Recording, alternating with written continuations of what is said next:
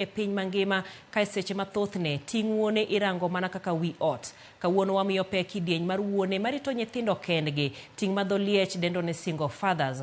Kaka achiel kuom yorego mag dhialo wuone, kawuono motelo ne odiechieng'no makiny, ripota marwa Millicent Adhiambo nolimo wuone ariyo magin single fathers kendo kelonwa sigandgi e yo machalo koda mae. Mano siganano mabende aweyi godo ka ineno kabende agoni oriti wechegi manyien mag ang'ichwelo wang'wa rad kendo kochopo saa 3 ka keloni weche manyien mago mag oimore. Nyinga Jaelieta, jaloko marwa en kanyo ero Elizabeth Otieno.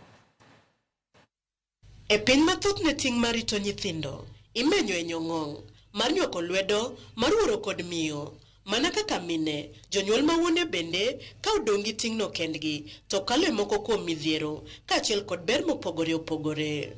Ma en kaluwore ni gikawo ting'no duto mar joma chuo kod mine kanyakla mar neno ni nyathi odongo kaka owinjore e kinde matich, rito dala kod chiwo hocho ne nyithindo be ng'iyogi maonge jabathe monyalo lalore godo kotenore kod pek mowinjo. E odiechieng' dhialo wuone, wakelo ni sigand wuone ariyo marito nyithindgi giwegi maonge minegi. E kar dak ma Nyalenda 5 Ways e kaunti ma Kisumu, waromo gi Jared Omondi Atela ma wuod Migori, jago makayo e odgi. Omondi masani osebedo karito nyithinde ariyo kende nyaka ne gipogre gi min nyithinde higni 4 mokalo, golo saende oko mondo olaw, kuma kapok otimo mano to neno ni oywe ode. Kamae kaka oleronwa sigande kaka ne oyudore kod ting' marito nyithindo kende maonge mingi. Ndalo mane korona donjo, noyudo ka tiyo gi organization moro. Koro ka korona nobiro to nochungwa e tich. Koro ka nochungwa e tich to naduogo e ot, nyiso min ot ne ochungo e tich. Ng'adna rieko to nonyisa ni en oneno ni achak ne ohala mar botek. Anyise ni an gima neno ni anyalo donjo ohala mar riembo apiko.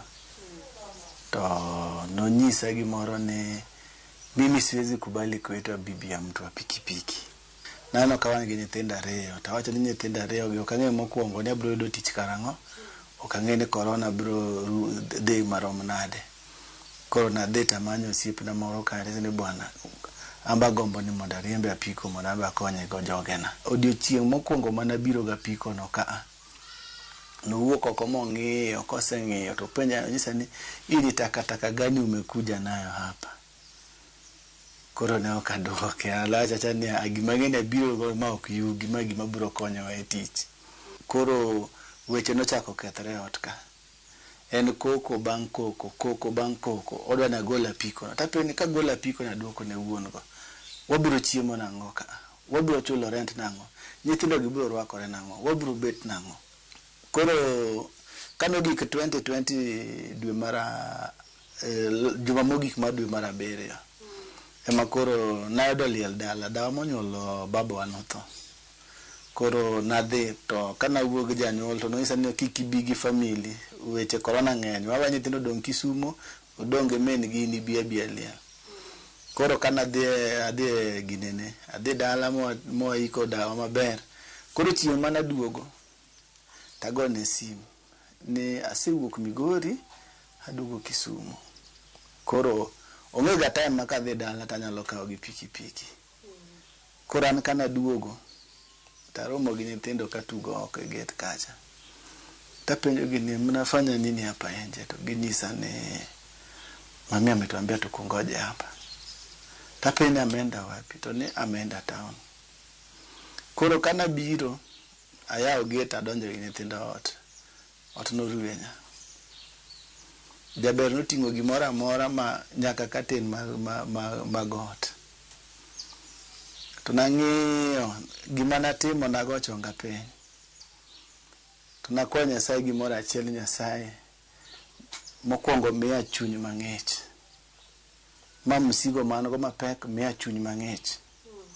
Kaso mar ariyo nanyiso Nyasaye miya rieko kaka dochako gi nyithindo ariyo gi. Komachielo kar dak onogo ma Nyalenda e alwora ma Capital, waromo gi Benson Wasonga Mika ma ja Homa Bay, nyathi achiel e odgi ka opusore owuok tich oringo biro rango wuode mar ariyo mane oweyo ot ka dende lit. Mika osebedo janyuol achiel e ngima nyithindi adek kuom higni 9 sani nyaka ne minode Nyasaye om e higa mar 2015 kokalo kuom tuo mar kansa. Osedhach nade e hignigo duto gi nyithinde masani koro gin joma bet madongo. Isugo mapek ni noyuda nikech noweya gi nyithindo matindo. Nyathi achiel nowe ka nitiere nasari. Ma nyathino nasedachgo masani ni form 1. Nyathi achiel nowe ka nitiere class 3. Ma en bet sani asedach kode ni form 3. Machielo nowe ka kokadhi form 1. Ere kaka wuone ariyogi osebedo ka minore e kind tijegi kod rito nyithindgi. Nachiwo ga sa 10. Tachiwo taloso ne nyithindo chai.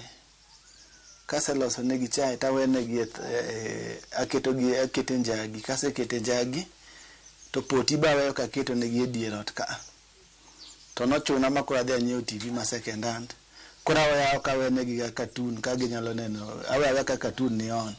Koro ber be seche moko nawenegi nono ma ginyalo tuga e compound ka. Koro kaka ne gimedo dongo, koro ambe ne koro adjust. Koro adjust nikech kaka ne corona koro rumo, koro gichako dhi school. Koro na adjust, nachiwo gokinyi, aluokogi, kaseluokogi tamiyo aloso negi chai, taterogi e school. Koro sama gin e school no, niyudo ka ne gidwete e school chakre saa 1:30 okinyi nyaka saa 9. Koro sechego in between ka nyayudo kaka ambe kwa nyalo kata kao tich madhi mabor matin taduogo. Koro at least nayudo ka an gi yot moro matin.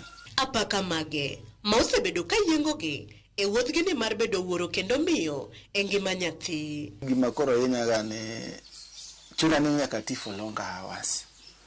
Ka nyithindo osea school to magisebiro e ot to koro maseluokogi mamiyogi gimoro magimadho, koro awenegi TV. Tadhi atiyo nyaka saa 12 taduogo atero negi sapa. Koro sama ginindo no, an kidachaka dok e ndara kata nyaka saa 5-6 otieno.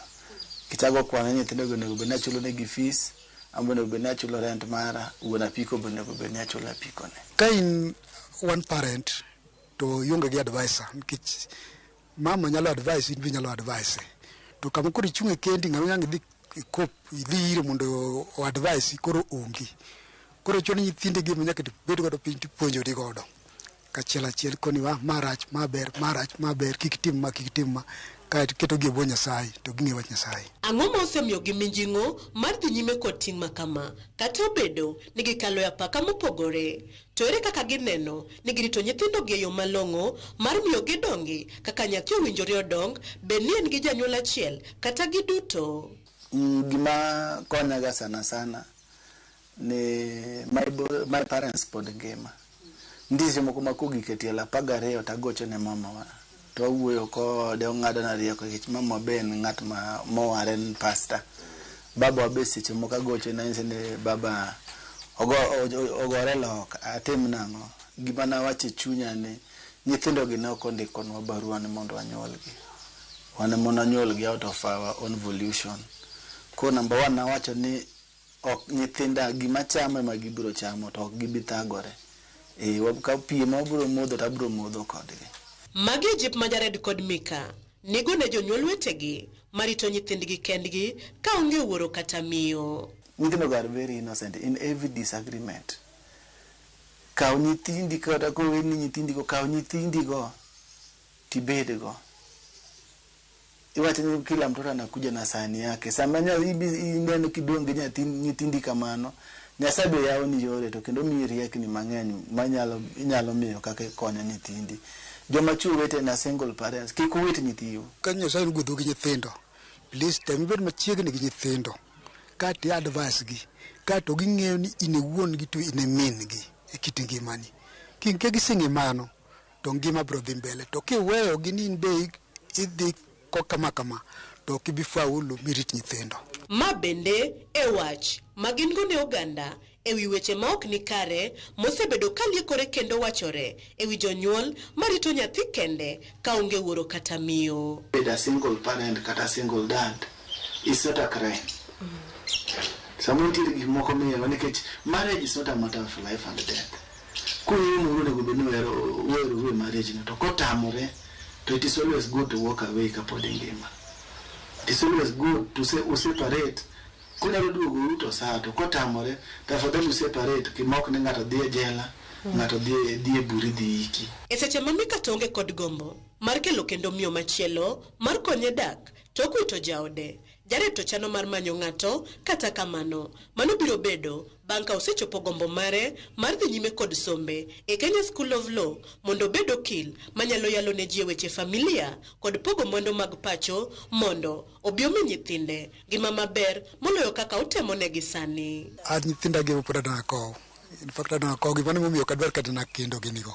Kadwar kendo sana dan nyithinda gi ater gi mbele. Gima ntie hata an open for relationship lakini gima pod ni mbele na mokuongo. Kichang'iyo ni adana konga bed stable economically.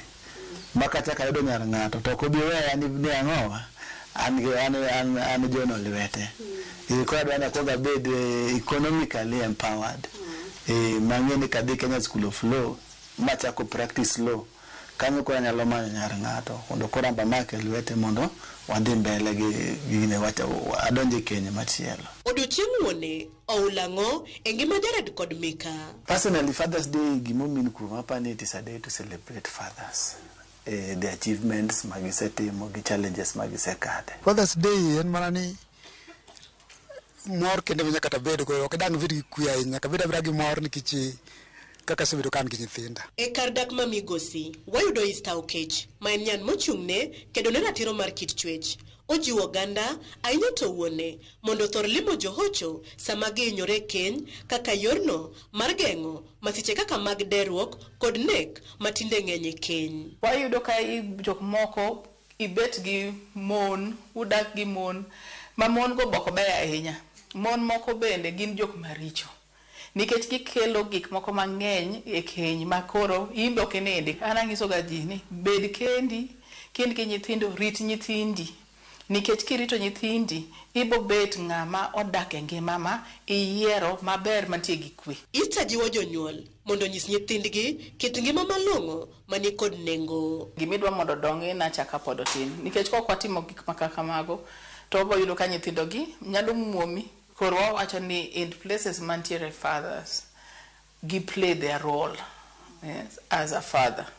Nego gibed ni gimbe ne gin kanyo gitayo nyithindo kumondo gibed ni gintie. Sigand Mika kod Jared opedhi kaka ranyisi e wi ting' ma wuone ni godo kod kinda magiketo ka oponi gidong' kod pek marito nyithindgi giwegi maonge minegi. Millicent Adhiambo, Ramogi TV, Kisumu County.